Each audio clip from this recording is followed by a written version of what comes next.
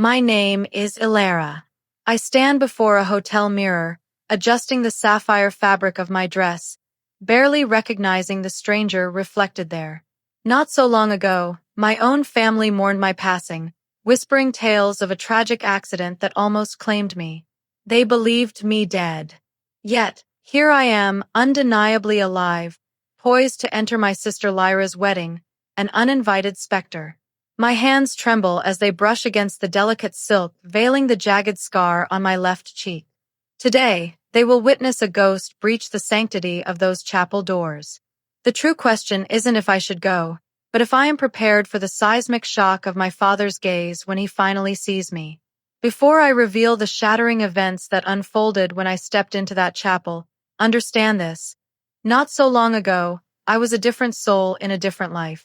I resided in the familiar confines of our childhood home in Clearwater, Oregon, with my parents, Alaric and Serafina Vance, and my younger sister, Lyra. Alaric, my father, a stern figure, was a pillar of the local bank. Serafina, my mother, a devout homemaker, devoted her days to the Baptist church, orchestrating events and presiding over the hushed conversations of the other congregants.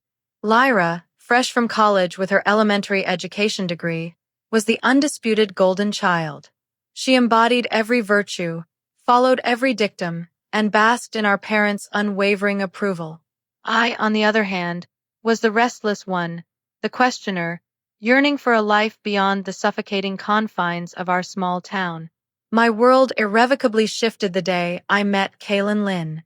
A dedicated resident at a Portland hospital, he worked tirelessly, yet always found a moment to send me a tender message. Kalen was brilliant, his kindness boundless, and his laughter could illuminate even my darkest days. Kalen was also Chinese American, and therein lay the genesis of our downfall. The inaugural dinner at home with Kalen was an exercise in unspoken hostility. My father, Alaric, barely acknowledged him, instead firing pointed inquiries about his heritage, cloaking his disdain in comments about preserving our traditions. Serafina, my mother, adopted a chillingly polite demeanor, a politeness that struck like a veiled insult. After Kalen departed, the house erupted. Alaric trapped me in the kitchen, his voice a low, menacing growl, while Serafina stood rigid by the sink, arms crossed, a silent, disapproving shake of her head. "That young man is entirely unsuitable for you, Ilara," he declared. "Our family upholds certain values, certain traditions. We do not entangle ourselves with their kind." My blood surged with indignation. "Their kind?" I retorted. "You mean intelligent, accomplished, compassionate individuals?" "Don't be insolent, young woman," he roared. "You comprehend precisely what I mean. This family possesses a reputation within this community, a reputation that must be upheld." The following months became a relentless siege. Each time Kalen picked me up, I returned home to a fresh inquisition. Where had we gone? What had we discussed? When would I finally come to my senses and align myself with a suitable young man from a good Christian family?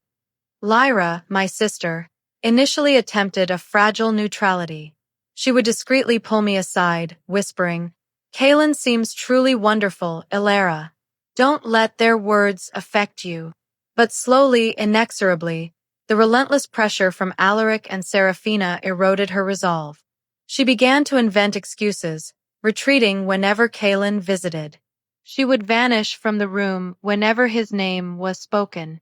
The inevitable cataclysm arrived on a frigid winter evening. I had just ended a call with Kalen. He had proposed the night before. A radiant glow enveloped me as I traced the simple, exquisite engagement ring on my finger. It was time, I decided, to share my joy with my family. "I have news," I announced, drawing them into the living room. Lyra sat curled on the couch, lost in a sea of papers. Serafina's knitting needles clicked rhythmically, while Alaric hid behind his newspaper. I took a fortifying breath, lifted my hand, revealing the ring. "Kalen and I are engaged. We plan to marry soon, a quiet ceremony at the courthouse in Portland." Alaric's newspaper crumpled into a tight ball. Seraphina's needles fell silent. Lyra's wide eyes met mine. Papers forgotten. Absolutely not. Alaric thundered, springing to his feet, his chair crashing backward. I forbid it. You cannot forbid me, father. I retorted. I am a woman grown. As long as you reside beneath my roof, you will abide by my rules, he spat. And my rule dictates you will not marry that man. Seraphina finally spoke, her voice trembling. Ilara, darling, consider your actions. Think of your future children, of how this will appear to everyone we know. I am considering my future. I shot back. I am considering finding happiness with a man who cherishes and respects me. Lyra attempted to interject. Perhaps we could all calm ourselves and discuss this reasonably, she pleaded. But Alaric was beyond appeals to logic. His face was a furious mask, veins throbbing in his neck. There is nothing to discuss, he snarled. She makes her choice this instant. Him or us. She cannot have both. The room descended into an oppressive silence, broken only by the relentless ticking of the grandfather clock. My gaze swept across the faces of those I had loved my entire existence. Alaric, stern and utterly unforgiving. Seraphina, tears carving paths through her makeup, yet nodding her assent to her husband's decree. And Lyra, my sister, her face a tableau of anguish, yet paralyzed, unable to speak a single word in my defense. Then I choose him, I whispered, my voice barely audible. Fine. Alaric spat, his voice dripping venom. Then you are no daughter of mine. Leave this house, and never return. Upstairs, I packed a single bag, selecting only what truly mattered. Then I walked out. Lyra followed, her face streaked with tears. Ilara, please don't go. Perhaps father will reconsider. No, he won't, I murmured, pulling her into a desperate embrace. But I will always love you, Lyra. Always remember that. That heartbreaking farewell was the last I spoke to any of them for a long, agonizing period. Kaylin and I found a small apartment in Portland, and for a season, we lived in blissful serenity. He dedicated himself to his demanding hospital shifts, while I, as a freelance graphic designer, steadily cultivated my clientele. Each morning, we would rise and prepare breakfast together. Kaylin patiently showed me how to master perfectly scrambled eggs and meticulously fold dumplings, just as his grandmother had taught him. We envisioned a simple wedding, just the two of us and a judge. Kaylin's parents traveled from California to meet me, embracing me with a warmth I'd longed for. His mother, Mrs. Lynn, spent an entire afternoon sharing cherished family recipes and delighting me with photographs of a chubby, mischievous young Kaylin. This was the family I had always yearned for. Yet, I missed my own terribly, especially Lyra. I'd often find my hand reaching for my phone, instinctively wanting to call her, to share a laugh, or seek her advice on wedding dress designs. Kaylin made several attempts to contact my parents, hoping to mend the chasm. But Alaric would abruptly terminate the call the moment he recognized Kaylin's voice. Give them time, Kaylin would gently advise, rubbing my shoulders as I wept. Sometimes love requires patience. But time, I soon discovered, was a luxury I did not possess. It was a bleak Friday afternoon, late in autumn. I had just concluded a client meeting downtown and was driving home through a relentless Oregon rain. The roads, treacherous ribbons of slick asphalt, shimmered under the gray sky. I hummed along to the radio, a joyful anticipation bubbling inside me. I couldn't wait to tell Kaylin about securing a major contract with a prominent local restaurant chain. The truck appeared from nowhere. I was paused at a red light when my rearview mirror filled with a monstrous semi-truck, hurtling towards me, an unstoppable force on the glistening, wet pavement. A mere 2 seconds stretched into an eternity as I braced for the inevitable. My next conscious memory was waking in a stark hospital bed weeks later. Tubes snaked into my arms, and a heavy bandage obscured half my face. Kaylin lay slumped in the chair beside me, his hand clasping mine even in sleep. He seemed to have aged years, his face hollow, shadowed by stubble, his clothes rumpled. The moment he saw my eyes flicker open, a guttural sob escaped him. "Thank God," he whispered, tears streaming. "Thank God you're alive." But I was not okay. The doctors delivered their grim prognosis: a severe concussion, brain swelling, and a permanent, jagged scar on my left cheek, a cruel souvenir from shattered windshield glass. My left leg was broken in 2 places, demanding months of grueling physical therapy to regain even a semblance of normal movement. "Did you contact my family?" I rasped, my voice weak. Kalen's face crumbled. "I tried, Ilara. I called them the night of the accident." "What did they say?" A long, agonizing silence followed as he gripped my hand, his gaze fixed on the floor. Finally, he lifted his eyes to mine, filled with unspeakable pain. "Your father said, you made your choice. He said you were dead to them."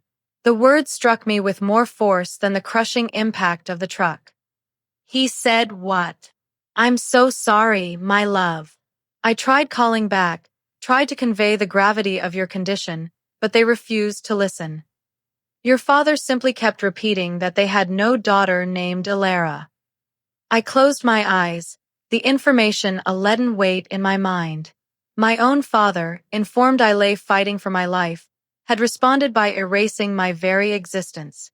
The physical agony of my broken body paled in comparison to the emotional devastation of that revelation. As my recovery painstakingly progressed, I attempted to reach out myself. From my hospital bed, I called home, only to find the line disconnected. Emails I sent bounced back, undeliverable. I even asked Kalen to drive by the house, hoping to confirm they still resided there. But the neighbors, tight-lipped, informed him that Alaric and Serafina had explicitly instructed them not to divulge any information to strangers asking questions. It was as if I had been utterly expunged from their lives. But what I was yet to comprehend was that this erasure was far more absolute than I could possibly imagine. A couple of months after the crash, still painstakingly relearning to walk with a cane, Kalen returned from work, his face etched with a peculiar, troubled expression. He sat beside me on the couch, taking my hands in his. "I encountered someone from your hometown today," he began, his voice laced with caution. "A nurse at the hospital recognized your address on a form and mentioned she was from Clearwater." "Oh, who was it?" "Her name was Hannah Price. She said she attended high school with you." I remembered Hannah. She had been in my graduating class, not a close confidant, but a familiar face. "What did she say?" Kalen hesitated, a shadow crossing his face. "Ilara, she offered her condolences." "For what?" "She said she was sorry for my loss. She said the entire town was devastated when they heard about your death in the car accident." The room tilted. "My death." "She said your family held a memorial service for you," Kalen continued, his voice barely a whisper, "just a while ago at the Baptist church. She described it as a beautiful ceremony where your parents spoke of the wonderful daughter you'd been before you lost your way." I felt myself drowning in an abyss of disbelief. My own family hadn't merely excised me from their lives. They had declared me deceased to the entire community. They had orchestrated a funeral for me while I lay unconscious in a hospital bed, fighting for every breath, recovering from injuries that had almost claimed my life. Kalen showed me the newspaper clipping Hannah had provided. There it was, stark in black and white, Ilara Vance, beloved daughter, remembered at memorial service. The article painted a narrative of my tragic demise in a car accident, survived by my loving parents and sister. It highlighted my volunteer work at the church and my artistic talents, crafting an image of a model daughter whose promising life had been cruelly cut short. There was no mention of Kalen, no acknowledgement of our bond, no trace of the vibrant life I had actually been building. They had meticulously rewritten my entire story, fabricating a version of the daughter they wished I had been, rather than embracing the woman I truly was. The most agonizing detail was Lyra's quoted grief. Elara was the finest big sister anyone could ever wish for. I will miss her laughter and her wisdom every day of my life. Lyra truly believed I was gone. She was grieving, mourning, clutching at the phantom of a sister she thought forever lost. And all of it, a monstrous lie, perpetrated because Alaric and Serafina could not bear to admit their own monumental error in disowning me. I plunged into a suffocating depression after this devastating discovery, not merely from the raw sting of betrayal, but from the horrifying implications for Lyra. How could I possibly reach her now? How could I reveal my existence without shattering her faith in our parents, without forcing her to choose between the brutal truth and the only family she believed she had left? Kaylin held me as I wept for hours that night. "They don't deserve you," he whispered into my hair. "They never did." Yet, that undeniable truth did little to dull the piercing pain. Kaylin and I made the arduous decision to leave Oregon altogether. The very air felt saturated with painful memories. We yearned for a new beginning, a place where our history was unknown. We relocated to Seattle, where Kaylin secured a position at Evergreen Hospital, and I painstakingly resurrected my freelance graphic design business.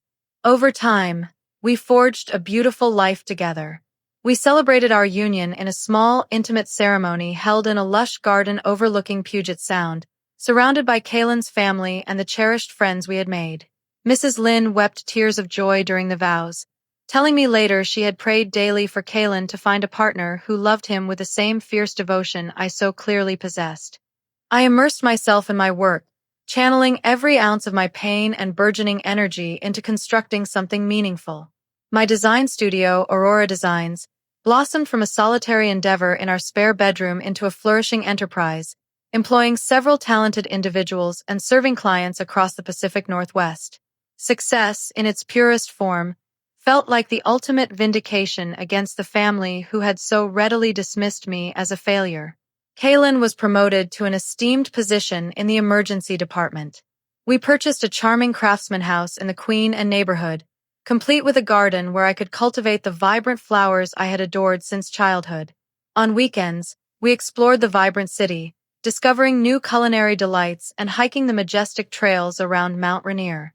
Yet, despite our profound happiness, an aching void persisted in my heart, perfectly shaped like Lyra. I thought of her daily, wondering if she had achieved her teaching dreams, if she had found love, if she still wore the delicate butterfly necklace I had given her so long ago. Sometimes I'd pass elementary schools, picturing her in a classroom, captivating wide-eyed children with stories, just as she once captivated me. Kaylin and I had made a solemn pact not to contact my family. The wound was too profound, the betrayal too absolute. But this agreement could not silence the incessant thoughts, nor quell the bittersweet pang of missing the shared memories from before everything shattered. Then, one late evening, everything irrevocably shifted. I was mindlessly scrolling through a social media feed, a quiet ritual to decompress after arduous days at the studio. For years, I had eschewed my true identity online, adopting the pseudonym Alara Creek, a small, necessary shield against my past. And then I saw it, a post from Lyra Vance, celebrating her engagement to a man named Tristan Hayes. My hands began to tremble uncontrollably as I scrolled through the images. There she was, my sister, radiant and breathtaking, a solitary diamond gleaming on her finger as she beamed at the camera. She mirrored Serafina in her youth, yet carried Alaric's stubborn chin and the same luminous eyes I remembered from our shared childhood. The caption read, "He asked on the very beach of our first date." I cannot wait to embark on this new chapter, though I carry a quiet wish that my sister, Alara, could be here to share it with me. She would have adored Tristan, and I know she watches over us from heaven. I began to weep, uncontrollably. Kaylin found me later that night, huddled on the couch, still staring at the images, my body racked with sobs. "She's getting married," I choked out through my tears. Kaylin sat beside me, drawing me into the comfort of his embrace. "I'm so sorry, my love. I know this is agonizing." The following days blurred as I found myself unable to focus on anything else. I created an anonymous social media account, following Lyra, devouring months of posts I had missed. She shared glimpses of her vibrant life, her teaching career, her adventures with Tristan, and quiet family gatherings with Alaric and Serafina. Yet, woven through it all, were poignant tributes to my absence. On this day, years ago, my big sister was born. I still save a slice of cake for her every year. Or, on the anniversary of my supposed death, another year without my Alara. Some days, I still instinctively reach for my phone to call her. And at Christmas, the hardest part of the holidays is the empty chair at the table. Lyra was living her life, yes, but burdened by the phantom weight of my loss every single day. She had matured into adulthood, convinced her sister was dead, grieving me while I, just hours away, constructed a new existence. The wedding preparations continued to flood her feed. Lyra shared snapshots of dress shopping with Serafina, planning sessions with Tristan, and her palpable excitement for their late summer ceremony. In every joyous image, a faint shadow of sorrow touched her whenever she spoke of wishing I could be there. Tristan seemed a genuinely decent man. A fellow teacher, a little league coach, he clearly adored Lyra. In their photos, his gaze upon her was tender, his touch light, and he possessed the rare ability to make her laugh with unbridled joy. He was, in essence, precisely the kind of man I would have chosen for my sister, had I been allowed any voice in her life. But that, precisely, was the agonizing problem. I had been granted no say, no presence, in Lyra's life for what felt like an eternity. The formal wedding announcement arrived. The ceremony was set for a mid-August afternoon at St. Michael's Chapel in Clearwater, followed by a reception at the Grandview Estate. That night, Kaylin found me pacing our kitchen in the dead of night. "I have to go," I declared without preamble. "Go where?" he asked, bewildered.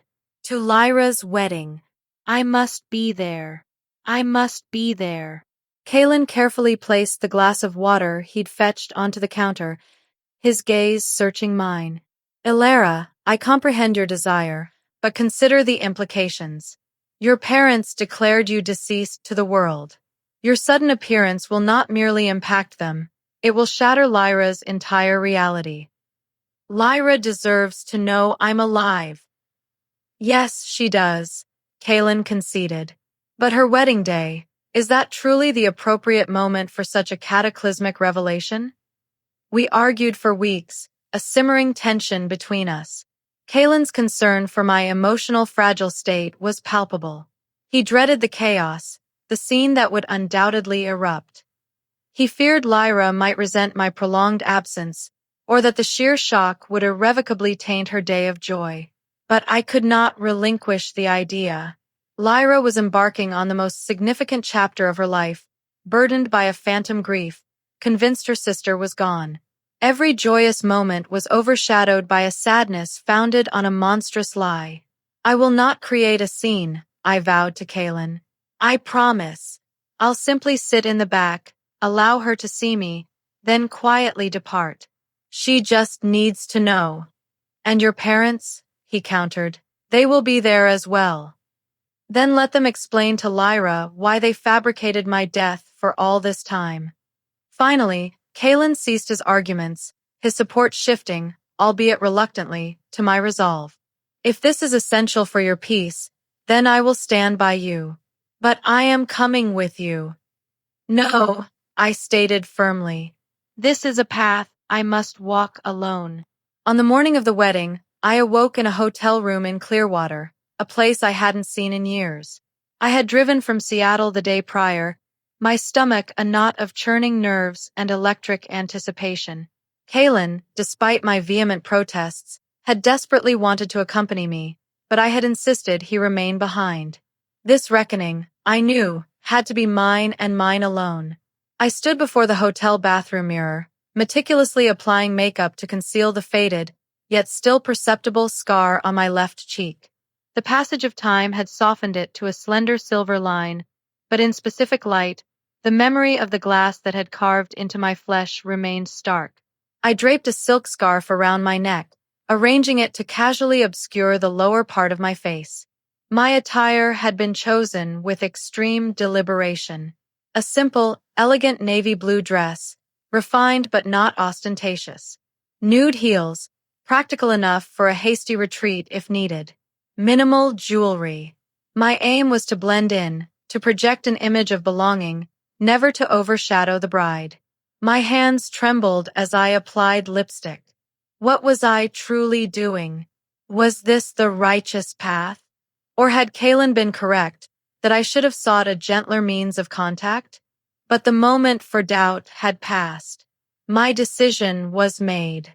The drive to St. Michael's Chapel, a mere 15 minutes, wound through streets etched into my childhood memory.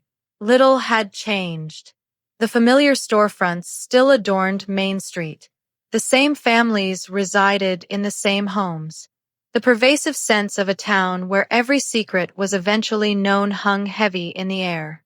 I parked several blocks from the chapel, walking deliberately towards the distant peal of wedding bells. My heart hammered against my ribs, a thunderous rhythm I was certain everyone could hear.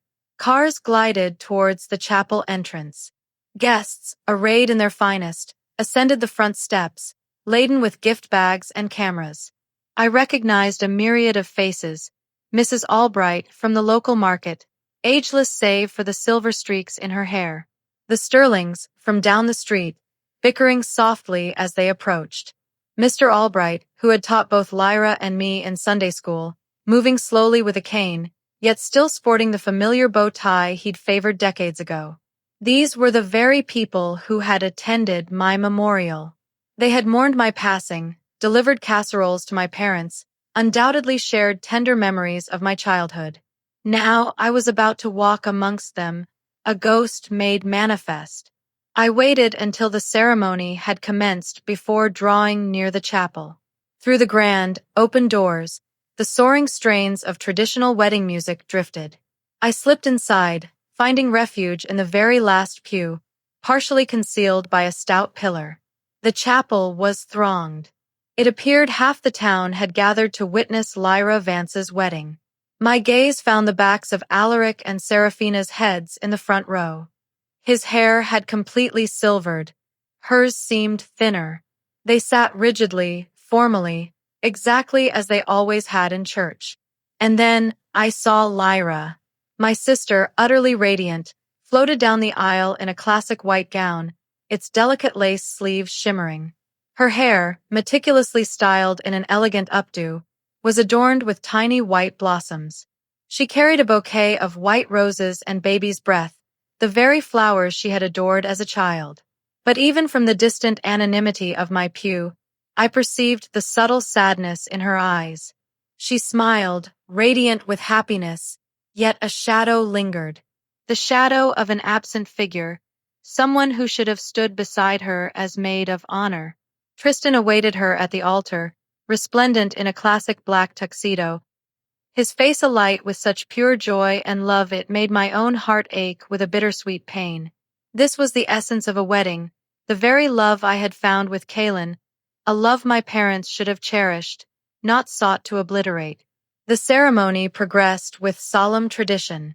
Pastor Davies, who had baptized both Lyra and me, delivered a sermon on devotion and commitment. Lyra and Tristan exchanged vows they had penned themselves. And when Lyra spoke, her words shattered a piece of my heart. Tristan, you have helped me mend from losses I believed would break me irrevocably. You have shown me that love does not vanish when someone departs. It simply transforms into a force that strengthens us. I promise to love you with every fiber of my being, including the fragments that will forever belong to my sister Elara, who I know watches over us from heaven.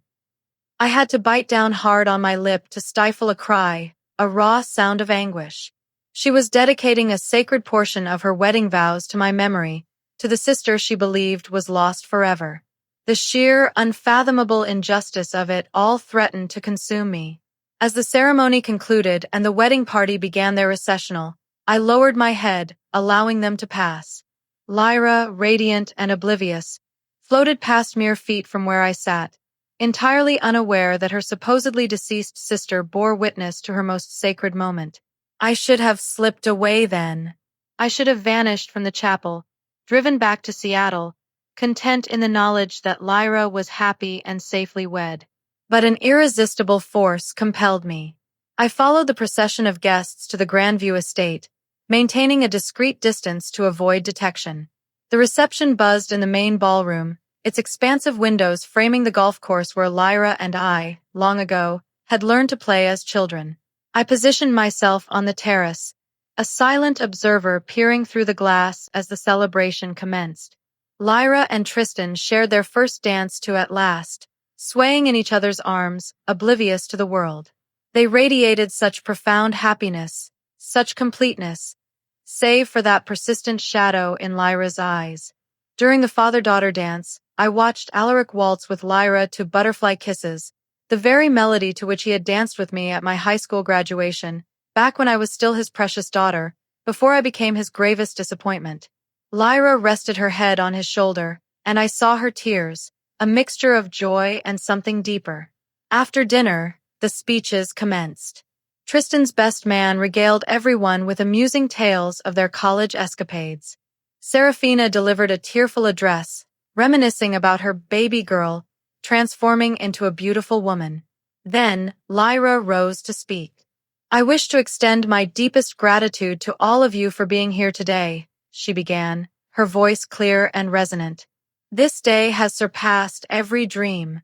Yet, I would be dishonest if I claimed it was entirely complete. There is someone absent who, under different circumstances, would have stood beside me as my maid of honor. My heart seized in my chest. My sister, Elara, was the finest big sister anyone could possibly ask for. She taught me courage, taught me to stand unwavering for my beliefs, and to never ever settle for less than a profound love. She would have adored Tristan, likely would have issued playful threats if he ever dared to hurt me, and most certainly would have shed tears during the ceremony. The room listened in respectful silence as Lyra continued. Before I toss my bouquet, I want to dedicate it to Elara. Wherever you are, big sister, this is for you. Lyra turned towards the cluster of single women on the dance floor, lifting her bouquet of white roses high. Her voice, clear and strong, resonated through the room. This is for my sister Elara, wherever you are. In that instant, I knew. I could no longer remain concealed. I pushed through the French doors into the dazzling ballroom, just as Lyra's arm began its arc to toss the bouquet. Her motion froze midair as her eyes locked onto mine across the stunned, crowded room. The bouquet, momentarily forgotten, slipped from her grasp, falling to the polished floor with a soft, mournful thud. An instantaneous, deafening silence descended. 200 faces swiveled, seeking the object of the bride's transfixed gaze. And there I stood, framed in the doorway, a ghost made real, an apparition from a forgotten past. Lyra's hands flew to cover her mouth. Elara, she whispered, a fragile sound that nonetheless carried through the absolute quiet. Reaching every it was then that Alaric saw me, his face drained to an ashen white, then suffused with a terrifying crimson rage. He sprang to his feet, his chair overturning with a crash, and pointed a trembling, accusing finger at me. Why are you still alive? He shrieked, his voice raw with shock and incandescent fury. You're supposed to be dead. The ballroom imploded into instant chaos. Serafina shrieked, collapsing back into her chair, hyperventilating, her eyes wide with terror. Lyra, propelled by a force beyond reason, tore through the stunned crowd, her wedding gown a white blur as she ran towards me. Tristan, bewildered but instinctively protective, followed close behind. Guests erupted in frantic whispers, a cacophony of confusion. You're alive, Lyra sobbed, throwing herself into my arms. Oh my God, Elara, you're alive. I held her fiercely, inhaling the bittersweet scent of her perfume mingled with wedding flowers. She felt so small, so fragile in my embrace, just as she had when, as children, she would seek refuge in my arms after a nightmare. I'm sorry, I whispered into her hair. I'm so sorry I wasn't here. I thought you were dead, she choked out, her voice ragged with grief and shock. I mourned you for years. Over Lyra's shoulder, I glimpsed Alaric and Seraphina. Alaric appeared on the verge of collapse, his face a grotesque mask of purple rage and disbelief. Seraphina sobbed hysterically, Aunt Eleanor frantically fanning her, both women staring at me as if I were truly a specter. Get out! Alaric bellowed, pushing violently through the throng towards us. Leave this place, this instant. Alaric, stop it! Aunt Eleanor snapped, stepping forward, a formidable figure confronting her brother-in-law. Can you not see the devastation you have wrought? Lyra pulled back from our embrace, mascara streaking dark trails down her cheeks, and whirled to confront our parents. What is he talking about? She demanded, her voice raw. Why did he say she was supposed to be dead? The room had fallen into an absolute, chilling silence, save for Seraphina's ragged sobs. Every single eye was fixed on our family drama, unfolding brutally in the heart of Lyra's wedding reception. Alaric's mouth gaped, opening and closing like a stranded fish. For the first time in my life, Alaric Vance was utterly speechless. I stepped forward, my voice unwavering despite the tremor in my hands. Because they told everyone I died in a car accident years ago. They held a funeral for me while I lay unconscious in a hospital bed, recovering from injuries that almost claimed my life. Gasps rippled through the horrified crowd. Lyra's face cycled through confusion, then horror, then an incandescent fury, all in the span of mere seconds. What? She whispered, the single word a shattered gasp. I was in a catastrophic car accident, I continued, speaking directly to Lyra, yet loud enough for every ear in the room to hear. A semi-truck struck me at a red light. I endured months in the hospital. Kaelin called them, desperate to convey what had happened, and Alaric told him I was dead to them. So, they decided to make it official. That's not true. Alaric sputtered, his voice devoid of conviction. Then why did you just ask me why I'm still alive? I shot back, my voice like tempered steel. Why did you tell my husband that you had no daughter named Ilara? Lyra turned her blazing gaze upon our parents, her pristine white gown a stark contrast to her flushed, furious face. Mother, father, is this true?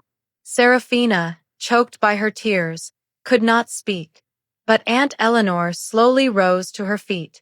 Seraphina, she said, her voice quiet but firm. Tell her the truth. We thought she was as good as dead anyway, Seraphina finally choked out, her whisper barely audible. She chose that man over her family. She was already dead to us. The words hung in the air, a poisonous miasma. Several guests, their faces contorted in disgust, rose immediately and departed.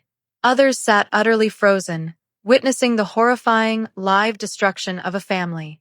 Lyra's face was a chilling mask of disbelief, then profound betrayal. You allowed me to grieve for years. Lyra's voice was a raw, agonizing cry. You let me shed tears at a gravesite that holds no body. You watched me suffer, believing my sister was gone, when she was alive this entire time. Lyra, darling, you don't understand. Alaric began, attempting to approach her, but she recoiled, taking a swift step backward.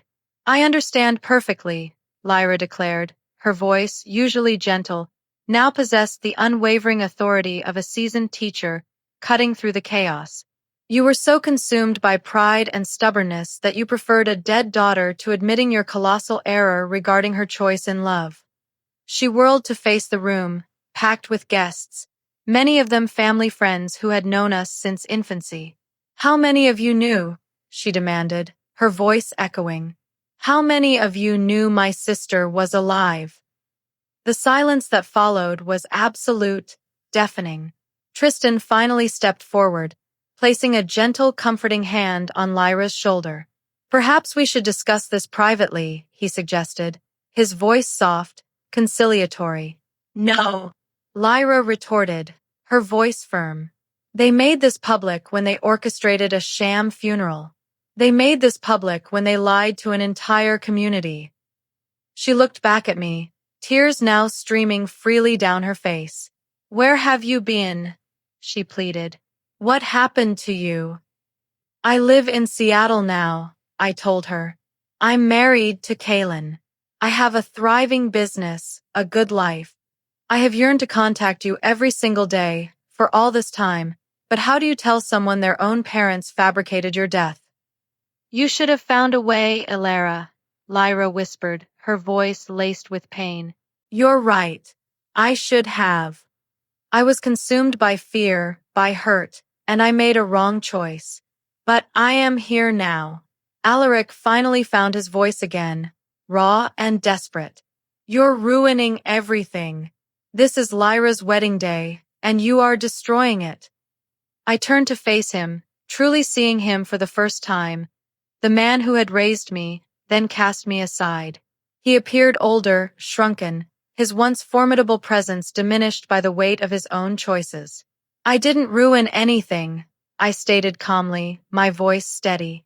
You did years ago, when you chose your pride over your daughter's life. We did what we believed was best for this family, Alaric insisted. You did what was easiest for your reputation in this small-minded town, I countered. You couldn't bear to acknowledge that your daughter found love with someone who didn't conform to your narrow worldview, so you simply erased her completely. Lyra's gaze darted between us, her mind visibly grappling with every brutal revelation. Tristan held her close, whispering reassurances, attempting to soothe her shattered composure. Lyra, I said, turning to my sister, my voice softening. I know this is the most terrible timing imaginable. I know I should have found another way, but I could not allow you to begin your married life believing your sister was dead. You deserve the truth. Lyra wiped her eyes with the back of her hands, smearing her delicate makeup further. I need to sit down. Tristan gently guided her to a chair, while the throng of guests watched, transfixed by the unfolding horror. Some, I noticed, were discreetly filming with their phones. This disaster, I realized, would be viral within hours. Aunt Eleanor cautiously approached. Elara, is it truly you? Hello, Aunt Eleanor. She pulled me into a fierce, suffocating embrace. I never believed you were gone, she whispered, her voice thick with emotion. Your parents' story never made sense. I have prayed ceaselessly for your return. I'm sorry I didn't contact you directly. Don't apologize, darling, she murmured. I understand why you couldn't. She pulled back, her gaze burning with disgust as it landed on Alaric and Serafina. Serafina, Alaric, you should hang your heads in shame.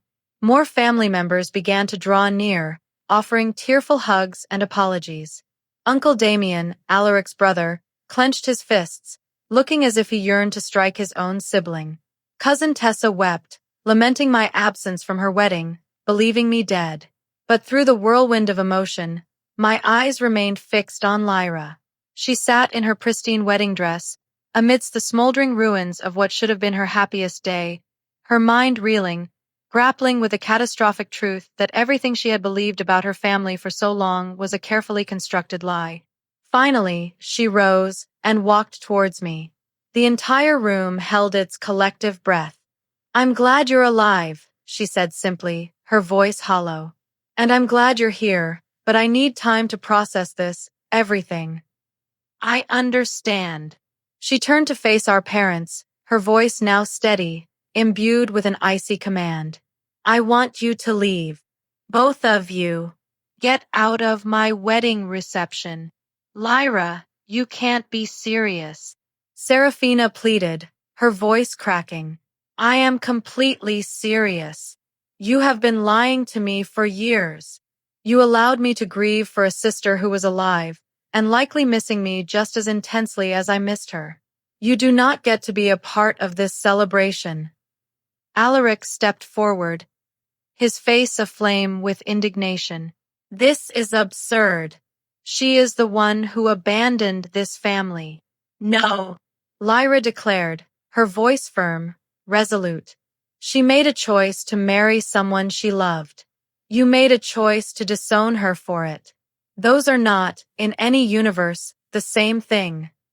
She swept her gaze across the room, at the multitude of guests still openly staring at our family's unraveling. I apologize that everyone had to witness this. Please, stay and enjoy the party. Tristan and I are going to step outside for some air. As Lyra and Tristan moved towards the terrace, she paused beside me. Are you staying in town tonight? Yes, at the Haven Hotel. I'll call you tomorrow. We have much to discuss.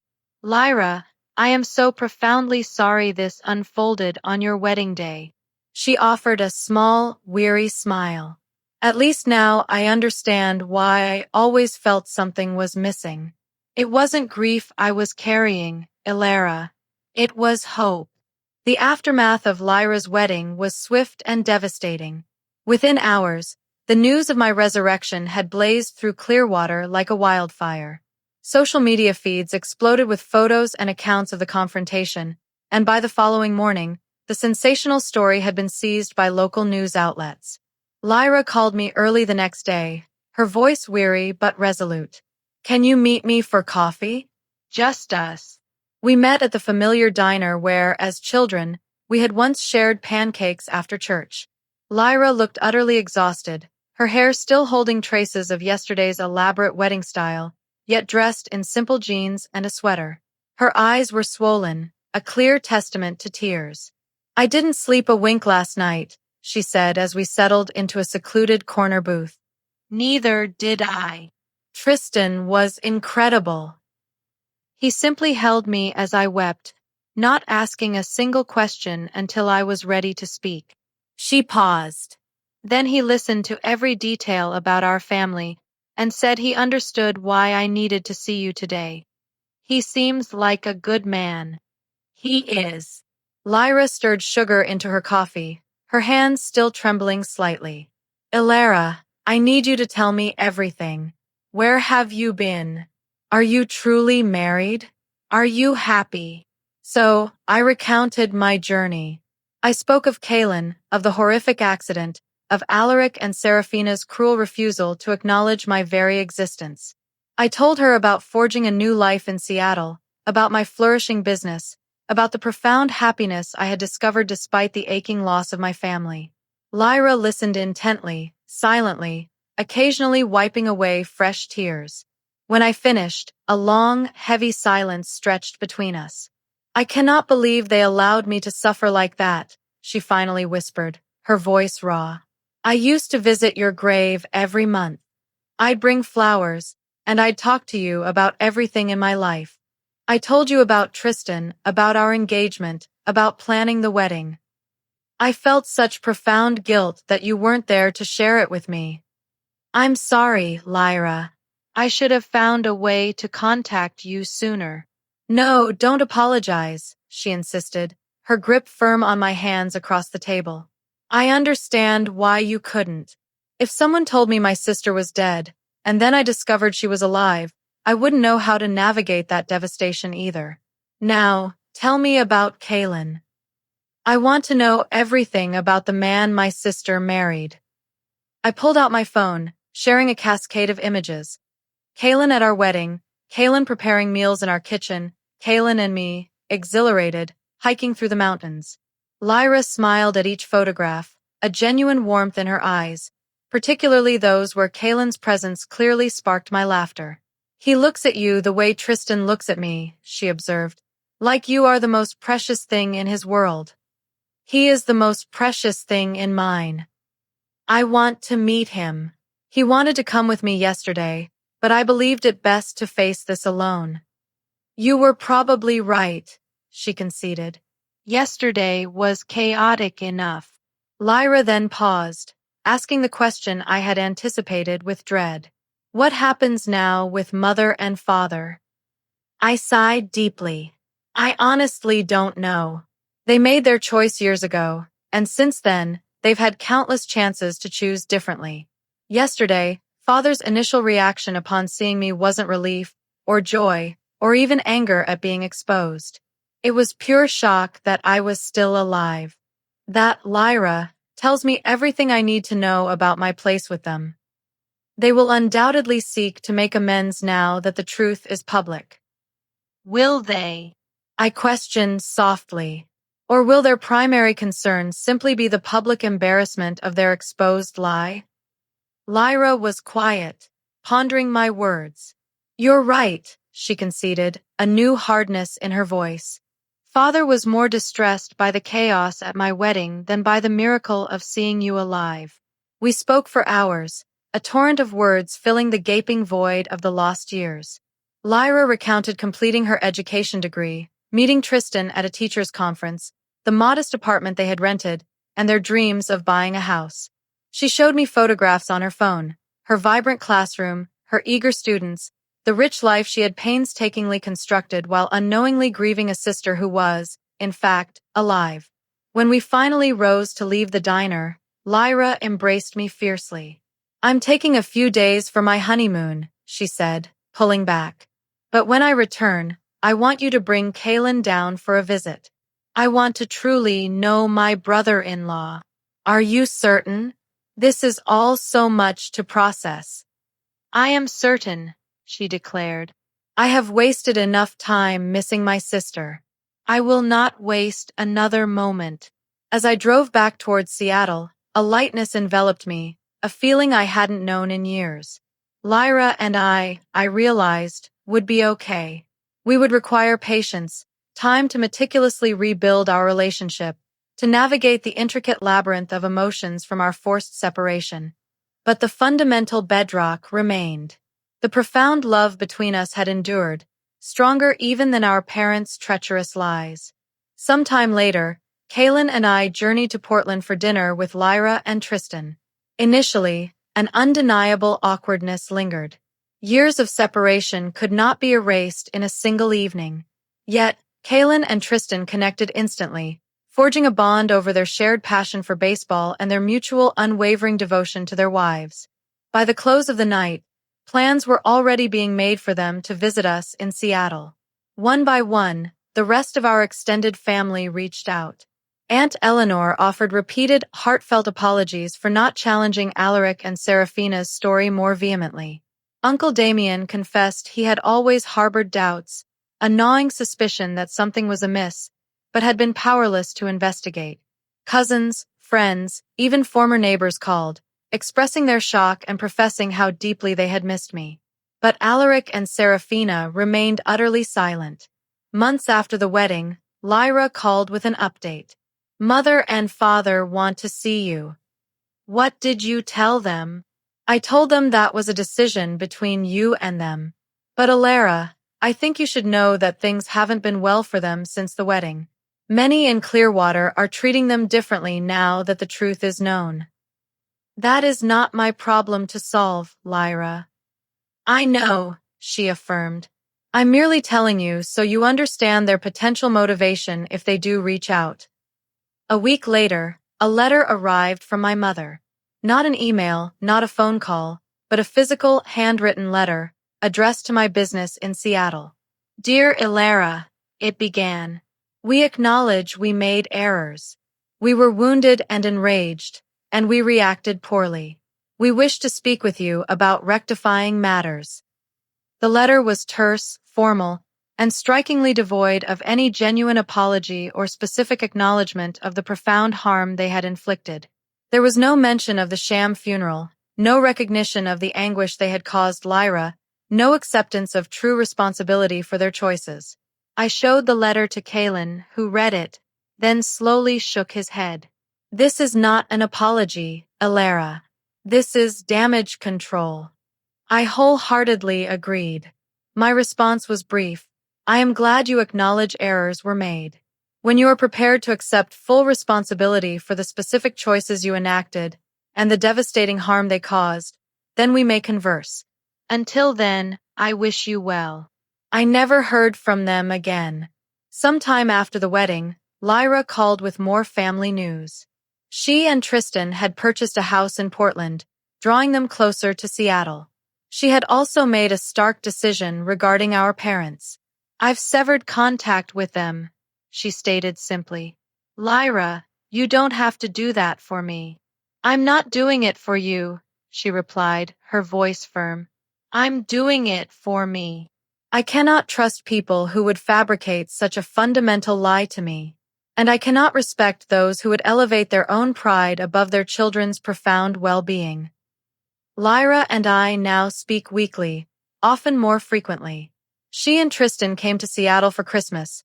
We cooked a joyous dinner together while Kaylin and Tristan watched football, playfully debating statistics. It felt like the family dinners I had always dreamed of, gatherings where genuine love eclipsed superficial appearances. I embarked on therapy, meticulously working through the intricate tapestry of emotions from the past years. A profound grief for the family I thought I possessed, a searing anger at the stolen time between Lyra and me, and surprisingly, an immense relief that I no longer bore the crushing burden of striving for my parents' approval.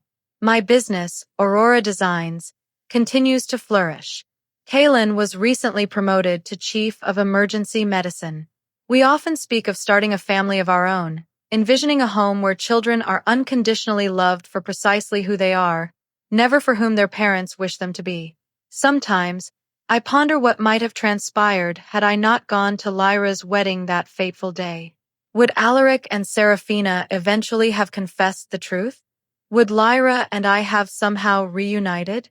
Or would they have carried their monstrous lie to their graves, leaving Lyra to mourn a sister who was alive, aching for her, just as fiercely? I will never truly know. But this much I do. The instant I stepped into that chapel, I ceased to be the daughter who had died in their narrow minds. I became, irrevocably, the woman who chose to live on her own courageous terms. On Lyra's wedding day, my father demanded to know why I was still alive. The truth is, I wasn't truly living until that precise moment. Because that was when I finally stopped allowing their choices to dictate my worth. I learned that family extends beyond mere blood.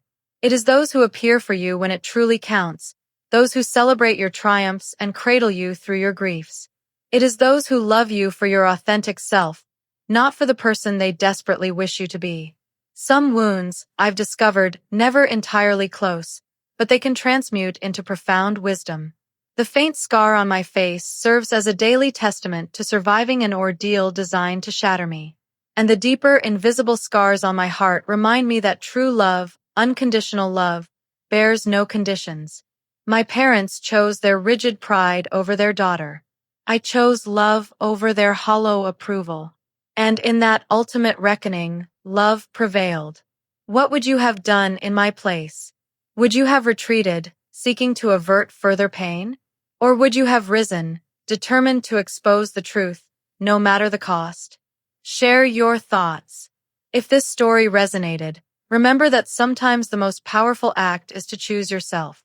Share this story with anyone who needs to be reminded that their worth is not dictated by another's inability to perceive their value. Thank you for listening, and remember, wherever you are on your unique path, you deserve to be embraced by those who celebrate your true, authentic self. Until next time, keep choosing love over fear and truth over shallow comfort.